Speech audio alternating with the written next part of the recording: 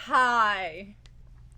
I can't believe we're here. Season 2 premiere. No. That Who happened shot so Mr. long ago. Burns? Yes, I know. The goal was to record this proximate to my birthday, my 40th birthday, which was 1 month ago tomorrow, but close enough. Yes. If we're seeing the big picture, yes, it was very close.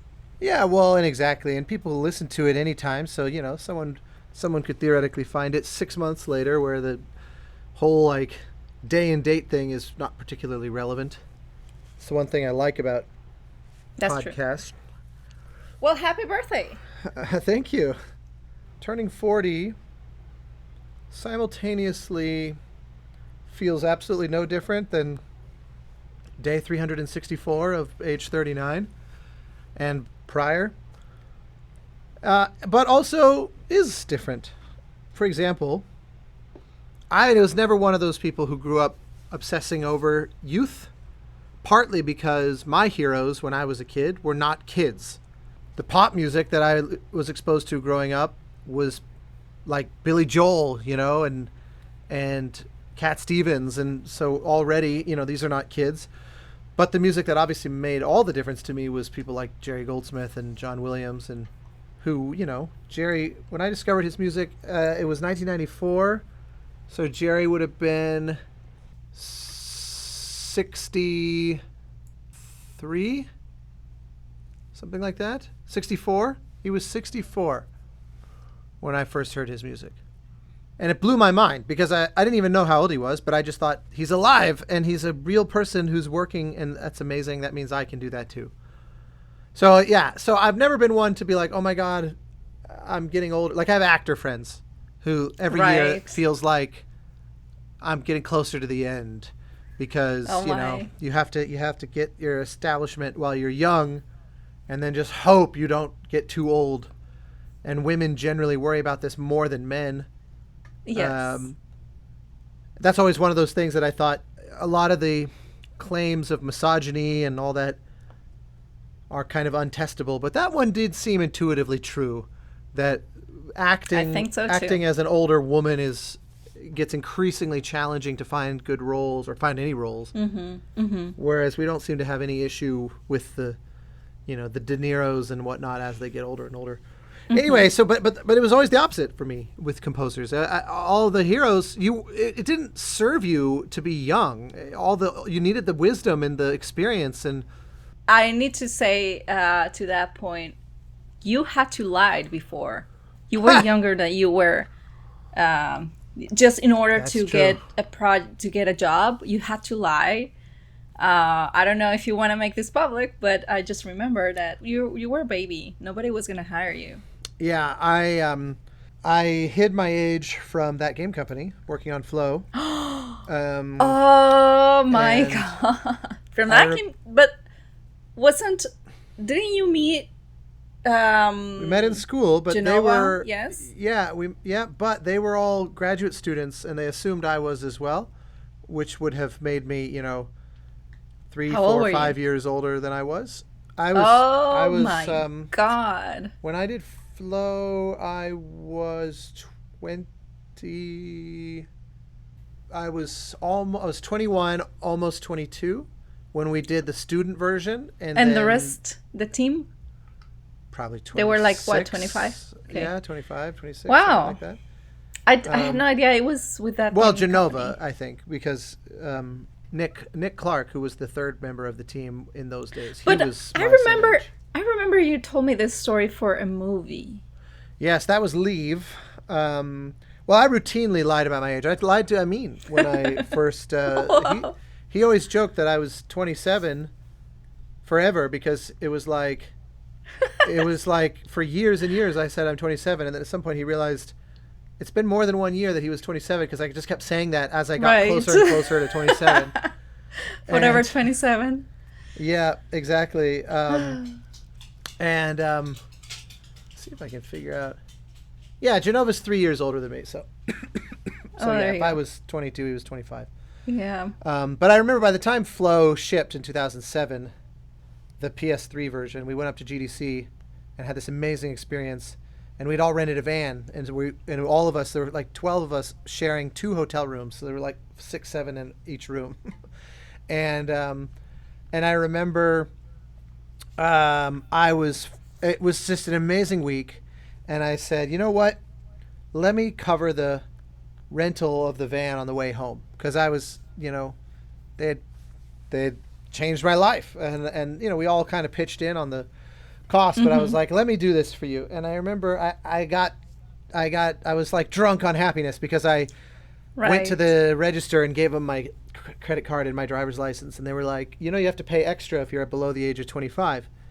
And they all turned to look at me and they went, you're not 25. So I was like, oh shit, I ratted myself out. I've kept this con this whole time, and then in my own excitement, I'm the one who ruined it. Oh my god. What did they say? Oh, they just laughed. They were like, I can't believe it. We thought you were our same age. Obviously, it's hard to be upset when we've just like won all these awards and we're all on our way home. But the same thing happened on Leave, this great movie directed by Bob Celestino and written by / starring Frank John Hughes and Rick Gomez. My introductory point, kind of, my second movie into the world of the Band of Brothers guys after Knuckle Draggers with Ross. I remember I worked on this movie for a year. It was one of those little independent films that because they didn't have a release date, we could just chip away at it forever. So I worked on it for literally a year. And I had never met the director in person. He was in New York. So it was all through the phone and through email, which was very unusual at the time. Now it's, thanks to Zoom and all that stuff, it's the normal way of the world. But that was the first time I think I'd ever done a movie where I literally never met the director until we were finished. And it was a year of work. And he pushed me harder than anyone. I mean, half the cues in that movie are like version 35. Oh my God. And I'm not exaggerating. There's a couple that are above version 40. But it was amazing because I kept thinking, he just kept helping make it better and make it better. And very subtle, like subtle ideas, where I would just change it a little. And anyway, great. And I loved this movie so much. You still need to see it. It's Frank wrote it with Rick. And I need to make an Austin evening. Actually, it should be like a week of Austin's movies. Yeah, there's a handful of good ones. You've seen 2 of them. You've seen A Little Help and Abu Rad, which are 2 of my favorites. How many movies have you scored? About 60. Oh my God. That's probably like a month. But yeah, you shouldn't bother with. I should probably solidly start with Life Evil. Solidly 40 of those movies are not really. You don't need to worry too much. Paul saw. Oh no, yes, that's true. You saw Tread. You came to the premiere at South by Southwest. Yes, of course. I think that's the only one of Paul's movies you've seen, though. Right? Do you call that movie though? It's a documentary. It's a feature. Yeah. Okay. It's not. It is a documentary. Yes. Sometimes people differentiate those, but I've done maybe. Let's say it's 60, probably 4 or 5 are documentaries, and the rest are narrative. And then including the one with Neil deGrasse Tyson. Yeah, well, that's like a 7-minute short. I'm talking about like So 90 minute to 2 hour feature films. Oh, gotcha. If you count shorts, that's another level. Yeah, I mean, I've done, I don't know, maybe 250, something in that neighborhood. I did 75 my last year of USC alone. So I was just constantly hammering away. And for those first few years out of school, I continued to do lots of, obviously most of those are student films. But yeah, it's like a 5-minute movie with 2 minutes of music kind of thing. Hardly counts as a gig. But right. But no, anyway, in Leave, the director, he pushed me really hard, and he was the most generationally separate director I'd ever worked with. Most directors that I'd worked with, you tend to naturally gravitate to people that are around your same age, right? That just tends to be how the industry goes. You think about like how many of your commissions you've gotten, like people like Patrick and album covers, and like it's right. It's not like you go out of your way to find those people. It's just like that tends to be the people we get along with, and True. we congregate in mutual spaces. So of course we're gonna find each other. So this one was unusual because obviously Ross had recommended me to Frank and Rick are the ones who said, all right, well, you know, if you're going to do our movie, you need to meet with the director. And as a side note, it's probably my favorite example of getting a job ever because I wrote a very elaborate demo that took a very hard stance on how to approach this movie. It was a very kind of almost borderline avant-garde way to do it. And the director called me and goes, this is completely wrong, but I want to work with the kind of person that would be willing to make an experiment like this, so you're hired.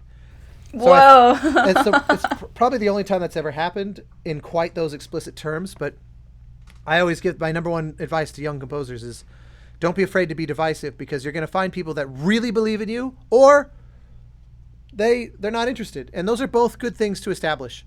Yeah. So anyway, this movie was an amazing experience and we were literally finishing. We were at the dub stage at Kappa, right across from Porto's. And, you know, it was day after day of being in the room together and going through the mix. And then finally at the very end, I said something. I don't remember what it was. Probably some like, oh, yeah, I used to watch that when I was growing up or whatever. But it was one of those kinds of comments that made Bob go, what year were you born?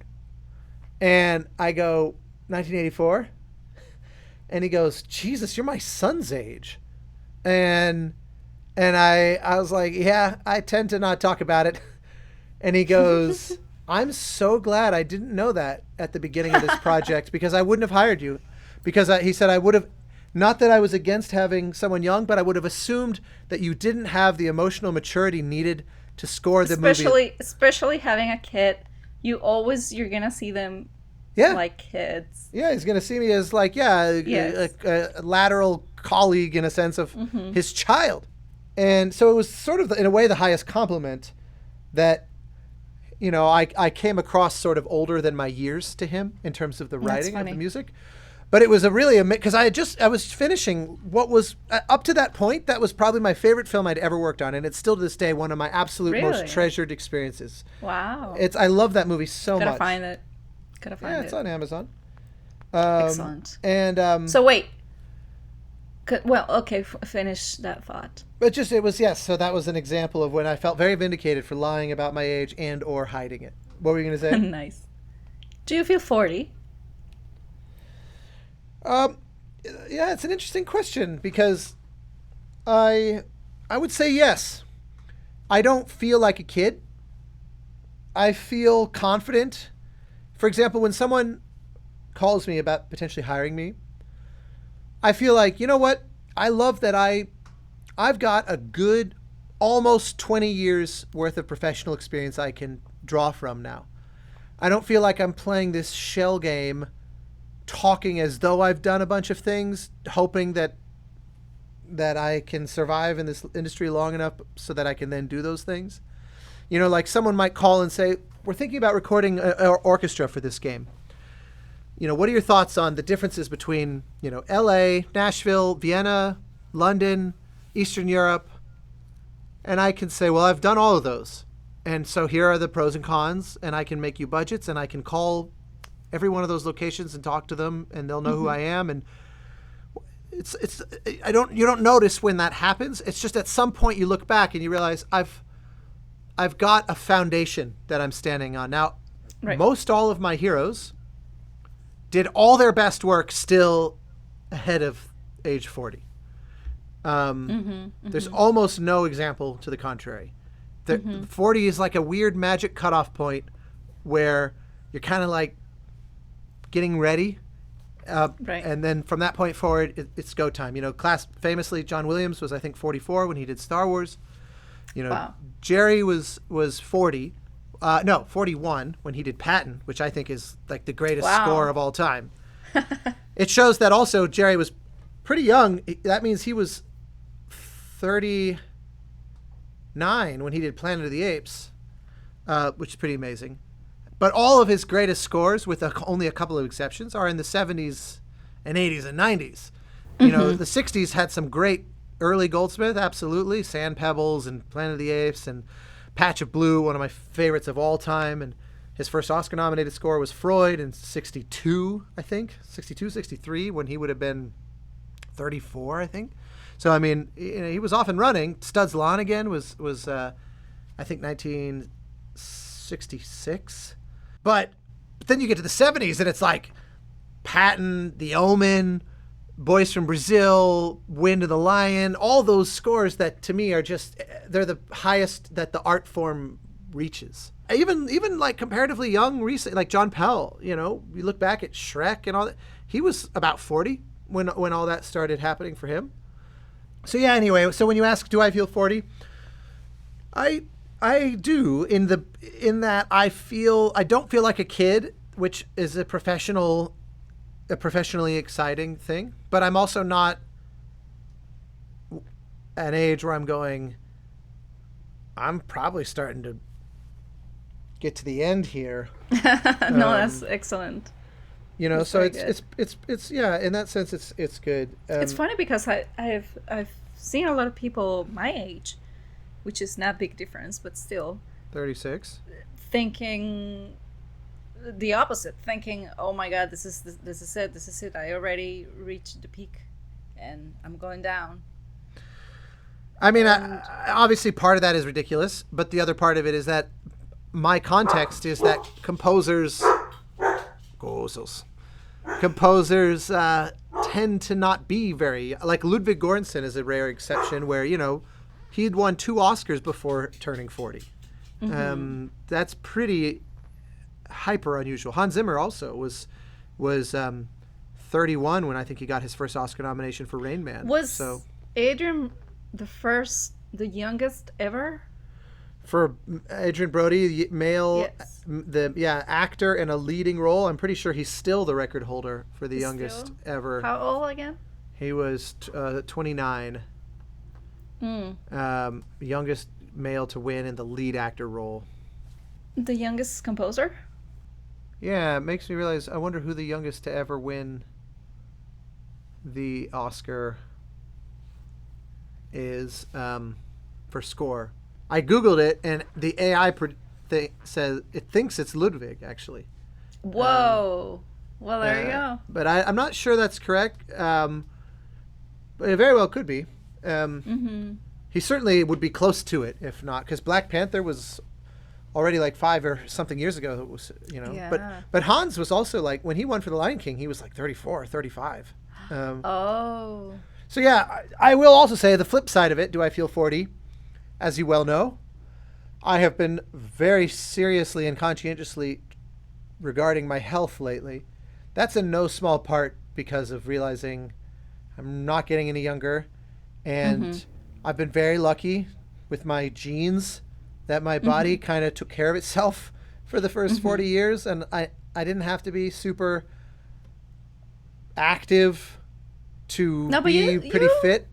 You used to walk and take hikes, or at least I've seen pictures of you doing some mountain stuff. Growing up, I hadn't done anything like that in a long time. I've always been one to walk a lot around the studio while I work and stuff. I do that every single day, multiple times per day, frequently. Pretty much every time I need to take a phone call, I walk the neighborhood. So I end up walking, I'm sure, several miles per day when all is said and done. But that's kind of like exercising the way golf is exercised. Technically, yes, but it's not like working out. I see. Yes. They do say it's very good for you. It's especially cognitively. They say, interestingly enough, one of the best ways to avoid Alzheimer's is to constantly be walking. And I'm not entirely sure the underlying medical science of that, but I just know that the benefits of physical activity are basically endless. But even still, had a physical this year for the first time in a while, right. And they were like, your cholesterol's a little high, you should probably be working out more. And then I started reading this book, Outlive, that Michael Gunn recommended, about the science and health behind longevity. And it's the same thing. The number one thing, don't smoke, make sure you exercise, don't drink a lot of alcohol. Some is fine, but a lot is not good. And your body will thank you for decades to come. And I always kind of was like, I have a naturally fast metabolism. I'm fine. But then something, I know. You're obviously very lucky in this way, and you can see it from your family that's clearly genetic. But Still, it's not enough. Time comes for us all. So I've been working out constantly for the first time since high school. And that's another thing that makes me feel 40. But it makes me feel like the right kind of 40. Like I'm in better shape right now than probably at any point in the past 10 years. Nice. That's good. Because I'm taking it seriously finally. So it kind of took... Nice. Kind of took knowing... Like I started earlier this year. And it sort of took knowing I was going to turn 40 this year to kind of make me think, I'm going to do it later. It's never really a good... Oh, don't say those things. I know it. I mean, here's another example. Well, actually, before I say my example, do you feel 36? And what does that mean to you? I don't feel any number. I feel like I'm mature for... It's a little funny because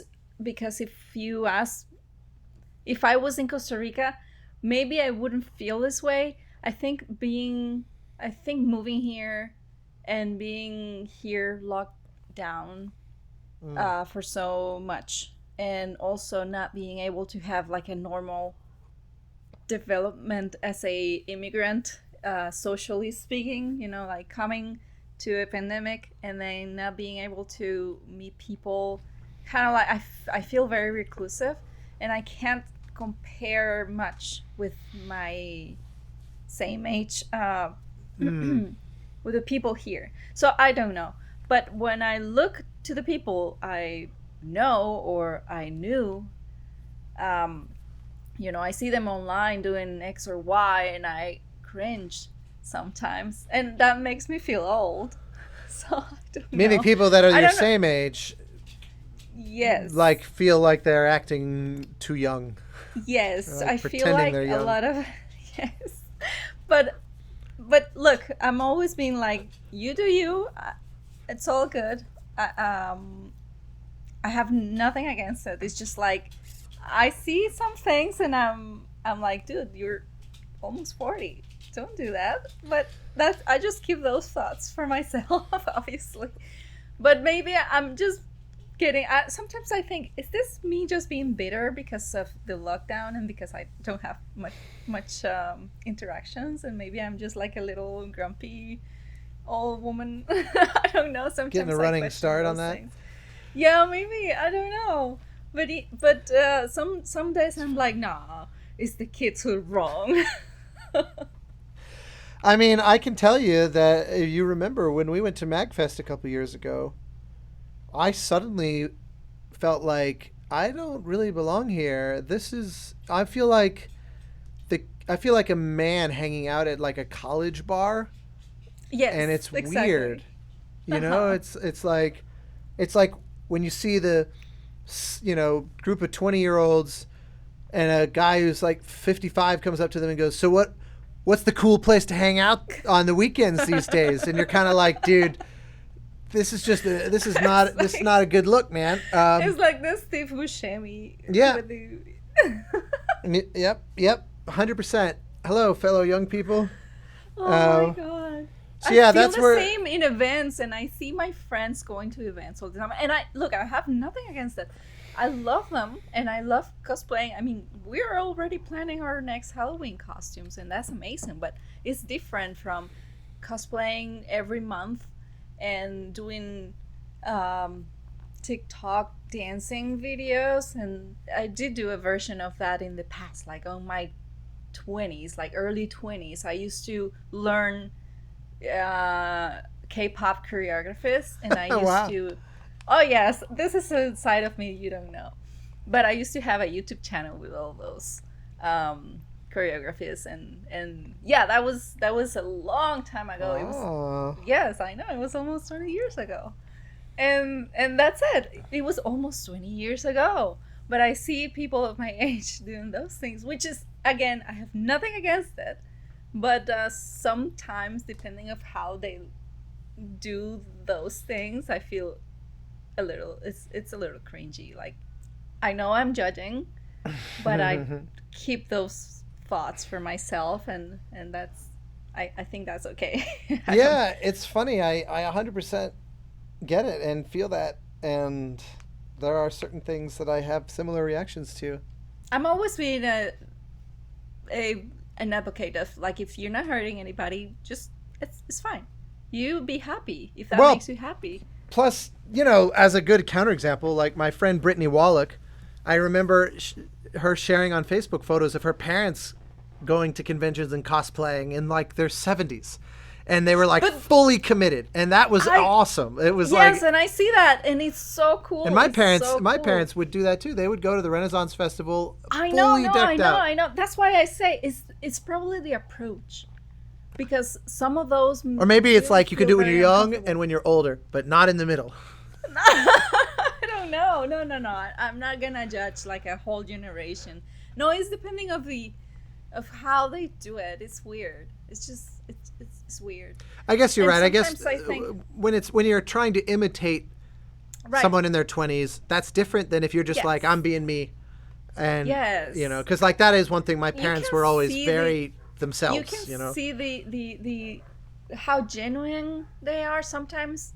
You know, you can actually tell if they're doing it. Oh, this is because it's a hit, because they want more views, and then they did the current the biggest fad dance of the year or whatever. I don't know. Anyway, I feel like I sound like an ant. No, not at all. I just opened up the camera to make sure the doggies aren't being too destructive. Do you hear them? Yeah, I heard Canvas barking, and yes, I'm pretty sure they're like whatever Canvas they do. I'll fix it. She's on the balcony. I don't know where Aria is. I think they're fighting. Oh, I see. That's cute. They're chasing each other. Yeah. But Canvas is up on the balcony, and Aria's down in the grass, and they're kind of like you can catch through me. the fence. You can catch me. Yeah. It's actually really cute. I've never seen them do this. They do it all the time. Through the fence like this? Yes. It's very cute. I know. It's like I'm in the we're safe neighbors zone. now. Yeah, we're neighbors exactly. Yeah. Fighting. Yeah. So that part is interesting. Although my mom, if she listens to this, will be quick to remind me that they always said I was like 8 years old going on 40. That basically my dream as a little kid was to basically be this age. So I'm finally where I wanted to be. Yes. And that's funny. But yeah, it's interesting. That's true. You didn't have like a normal. I wouldn't say normal, but you have a very irregular, like college, transformation. I don't know. You didn't join any house. Oh, like fraternities and right. Right. Yeah, I was never the. You were never the one avoiding that. I was not. Yeah, I was not the kid to go get shit faced with my roommates. I was very happy to write music in my dorm room, while Billy and all those guys would go out and party. Old man. Yeah. Oh yeah. And it's funny because of both. I think you're like the joyous, the full of energy, the always playful, and you're like the one that's very between you and me, you mean? Yes. Maybe. I don't know. Yes. The other interesting aspect of it is I've always had friends across a wide age range, and like I have friends that are, like Ken and Andrea are going to be 60 soon, and Troy is going to be 50 soon. These are three of my closest friends. So yes, the I've never, and I don't feel different from them when we're talking. Like something has to remind me, oh wow, that's right, you're like 17 years older than me. I keep thinking that the brain stops growing. The mind at some point just, once you're all developed, there's how do you say, like a point, like a... Where you plateau? Yeah, like you're not gonna be different anymore. Like this is the age where you are you, but I don't know. I don't think that's actually true though. It's just like a theory, because if I look back, I keep remembering I thought to myself several times, wow, I actually feel like I matured. And then something else happens, some other experience, and I feel like, wow, this actually made me feel more adult. I feel like I'm a grown up, like I'm a real woman now. And things keep happening, and I feel, wow, I feel more mature than I was a few years ago. So I don't know. I don't know if there's a moment where you're like, that's it. Like, Andrea and Troy and Ken, they found their stopping point on their 40s or 50s, and they're the same person ever since. I You know what I doubt mean? it. Yeah, it's an interesting question. I doubt it, but it's so hard to tell when you're in it. Um, It's true. Andrea I've known for about 10 years, and he doesn't. I don't. Part of the problem is that I know him so much more closely in the last 5 years versus the first Hmm. 5 years Right. that it's hard for me to gauge how much he may have evolved. And I'll likewise, give he you would. 5 years more Yeah, to exactly. give me an Well, answer. now, well, yeah. Now with the way we spend time with each other, I would be able to definitely tell you. But do you look at your work that way? Do you look at work like a painting you might have made 10 years ago and say that's not the painting of a woman? If I'm a woman now, Yeah, I know. Well, I don't say those things like you know what that. I mean. But I mostly think, oh, this is crap, or I could have done this better. I could have done it better now, or but that is gonna be the case regardless. If I'm 90 and if I see an 85 painting, I'll feel the same probably because that's how every artist is. I will say though, there is a little bit of the reversal that has started to happen, where sometimes because I'm lucky enough to conduct music of mine on a regular basis, like Journey, Nascence, I was 24 years old when I wrote that piece. And I just conducted it again a couple weeks ago in Serbia. And there's certain things that I look at it and I go, how did I know how to do that? Uh, but then there's also other things that I look at in other parts of Journey, well, in Nascence as well, where I look back at it and I go, I, I wasn't overthinking it.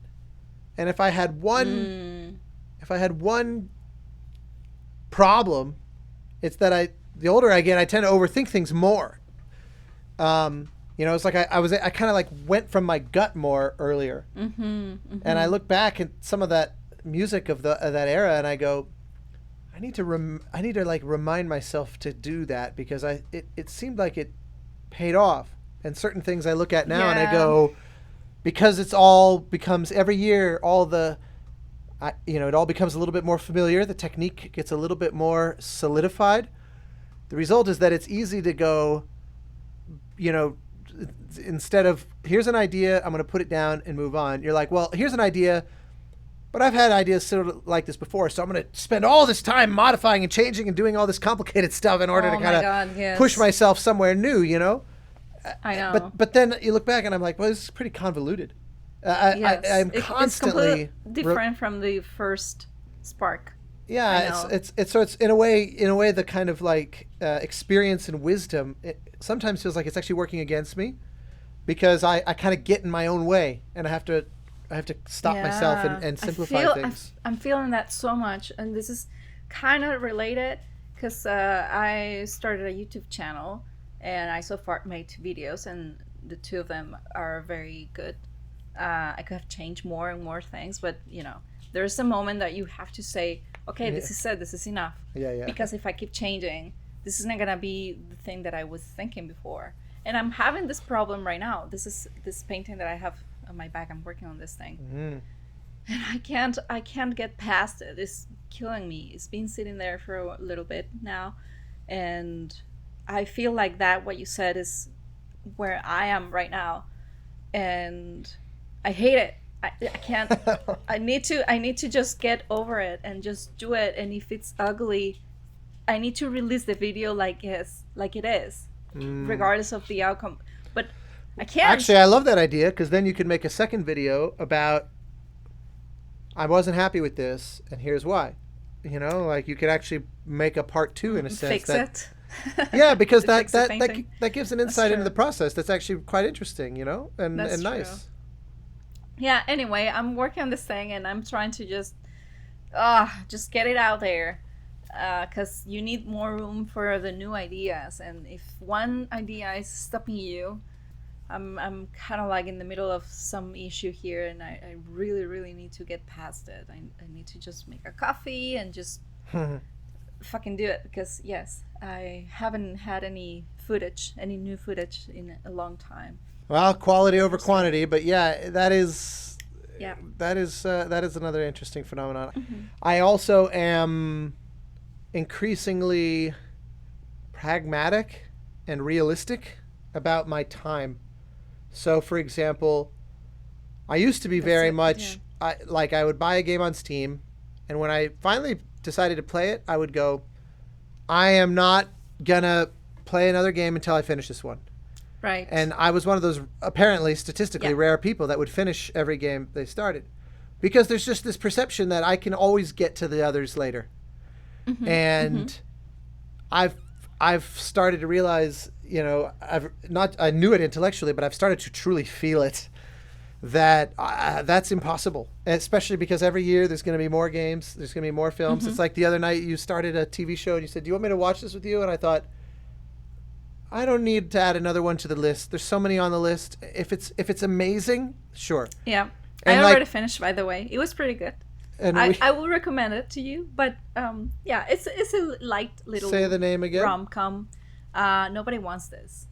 Right. It's a new Kristen thing. Bell. It's very light, it's a comedy, and it's nice, but it's not, to me, it's not amazing. It's not gonna change your life. Yeah, and I'm being pretty choosy about Yes, things, that's good. so that I'm hopefully mostly watching and reading and seeing Yes. things that are going to change my life, because at some And point I there's like no that. more I like life. that. I remember you said you were playing games for when you had a list and you want to try them, and you give them what, like 10, 20 minutes, 30 minutes, and if you're not hooked, then you just let it go. Yeah, if you look at my Steam library, there's probably 100 games that I've played for 15 minutes. And some games, I know that there are some games that I'm missing out on something as a result of that. That just has to be okay. Where I go, look, every now and again a Baldur's Gate comes along that I spend a million hours on, or an XCOM 2, Frostpunk, another one I put a lot of time in, I love. And so, yeah, I've found myself getting more discerning and being okay not finishing things, and just realizing, I saw it. It was like I wanted to platinum my life and have all this completed Right. works. Yes, there's no way. But yeah, I saw there was an interview with, there's this guy, he's pretty controversial. I keep seeing pop up in podcasts and whatnot, named Douglas Murray.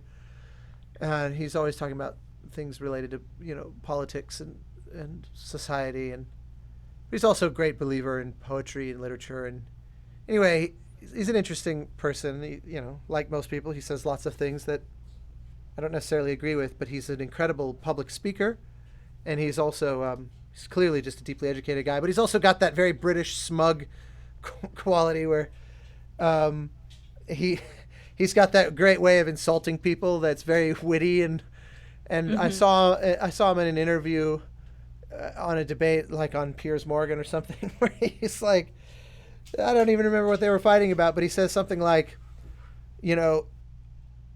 I can't be bothered to talk to you anymore when there are too many unread books still on my shelves. Oh my God. Or something like that. It was something very much like that, where I was like, I got to write that one down. That's a great way that is so true. That's a great way to dismiss a waste of time. Dude, I feel that. Do you remember years ago when I think you were, I don't know if you want this to be known, but you were very active online, and that was something I always felt like, I think you're wasting your time. Well, you're putting a euphemistic spin on it. I was one of those people that would argue with people on Facebook and stuff. Okay, there you go. I didn't want to say it, but yeah, you used to fight with a lot of strangers online. I didn't like that because I always felt like it's just a waste of time. Let them believe what they want to believe. Like, you're not gonna change the world. Not in my opinion. You should probably just focus on yourself. And yeah, for many months I felt that, and at some point I saw a little improvement there. And now you're a guy that you really don't want to waste your time with people that don't want to have a conversation. Now it's the opposite. Now you're like, hey, you should share things online more frequently. Well, no, that's different. You should share your experiences and your awesome, job things and the places you go and all that, otherwise nobody's gonna know. And it's not that I want. I know you're okay with that, and I know that you don't need validation or anything, but it's cool to share, and it's nice. And I think I'm a little more wired because this is the way I communicate the things I do to my family. Like, we don't speak every day, but whenever they see a picture like, oh, I'm in Canada or whatever, they know that I'm there or that I was there. So anyway, this is just, and also because obviously I love that Facebook reminds you stuff that you did years past, and that's great. It's always nice to remember the good stuff, and I think that's. I wonder what Tina Guo's Facebook memories looks like. It must be so much information. Tina posts like 3 daily. times a day. Yeah, right. Yeah, exactly. Those memories must be. I don't even know she looks at them, but the problem is that Tina, she's a business. She's a whole brand. Oh, absolutely. No, she's mastered that's different. She even, I don't think she see any memories because she keeps repeating the photos. She goes on waves and share old stuff. So it's because there's always new audiences, every time they do a new Hans Zimmer show, for example. That's a bunch of new people. That's less personal. But yeah, what I'm saying is that it's good to have the memories. I'm a very organized person, and that's why I have one account for the doggies, and I like when I want to see photos of them, I just go back there and look at them. And it's true. That's what I do with my personal one, and also I'm kind of like fixing an art one and a cosplay one and a travel one and a sticker. I don't have those one anymore. I took away. Yeah, they're hidden. The my travels are gonna be in the new one, the IRL one. That's all mixed. Whenever I go skating or whatever, I can share that in a new one as well. Ah, right, that one also. Yeah. Oh yeah. Anyway. Well, I will. I can offer up. I know we don't do this totally consistently, but I found myself thinking about the album of the day idea. Love it. I thought.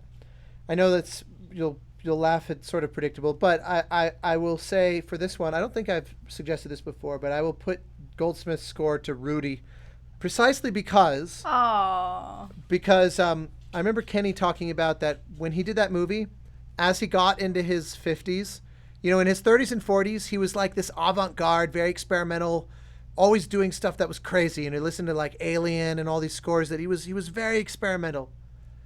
Alien's a good example. He was 50 when he wrote that. And so by the time he, though, got into his late 50s and 60s, and he was kind of starting to, in a sense, settle down from being less of the brazen, and he just kind of wanted to write things that just made people happy.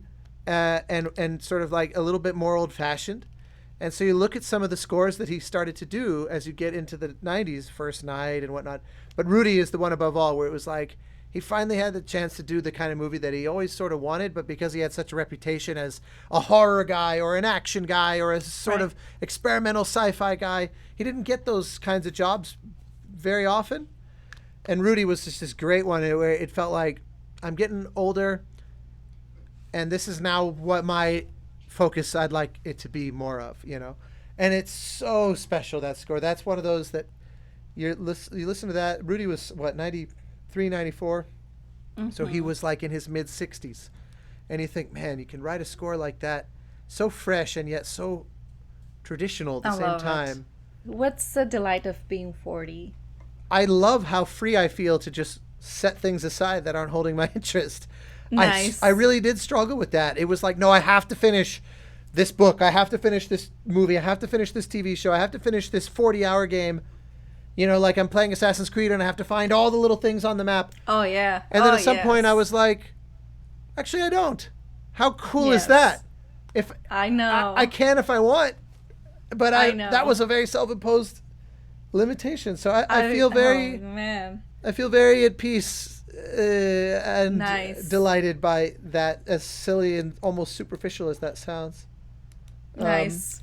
I was going to ask for a pet peeve if you have, but I love that as a closing. Yeah, I don't have a lot of pet peeves. I don't like sour cream. Yeah.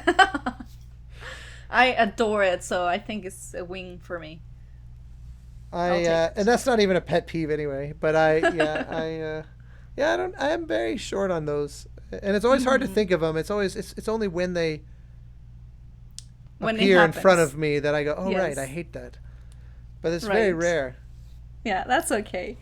Anyway, thank you so much for taking time of your busy life. It's been so long, but I'm so glad that we're here and we did this. And and we'll do it more and more so we can get back in the rhythm. Oh, yeah. Thank you all for listening. I can't deny Andy Grush his hiking podcast. So. Oh, yes. Can you give me a little background of Andy, just so everybody knows who we're talking about? Andy Grush is one half of the Newton Brothers alongside Taylor Stewart, and they have been killing it lately. They scored this year the Fall of the House of Usher for Mike Flanigan. They did I think it was this year, it might have been last year, that Five Nights at Freddy's movie that was really financially successful. They did the X-Men 97 animated series. They have the new Daredevil Marvel show coming up. Obviously, whatever Mike Flanigan is continuously up to. Right. They're always doing a superb job. There's a new movie coming out as well. Stephen King adaptation, I think, that just premiered with Tom Hiddleston. I'm interested. I think that might have been a Mike Flanagan thing as well. I'm pretty confident it is. That's The Life of Chuck, based on the Stephen King novel, Mike Flanagan, starring Karen Gillan, Kate Siegel. Molly Quinn plays Nathan Fillion's daughter on Castle. Mark Hamill's in that movie as well. There you go. Anyway, they did that. They do all of his stuff. They're amazing. I've known Andy a long time. Super, unbelievably lovely, nice guy. And apparently one of our Brushes and Keys listeners. So shout out. Yay. Well, this will be a test. If I get a text from him, I won't mention anything about. No. And we'll just see what happens. We'll let you guys know if he was on. No one better go online and tag him and go, did you know they were talking about you? He needs to discover it on his own. Oh, we'll see. Oh, yeah. Okay, everybody. Bye-bye. Bye.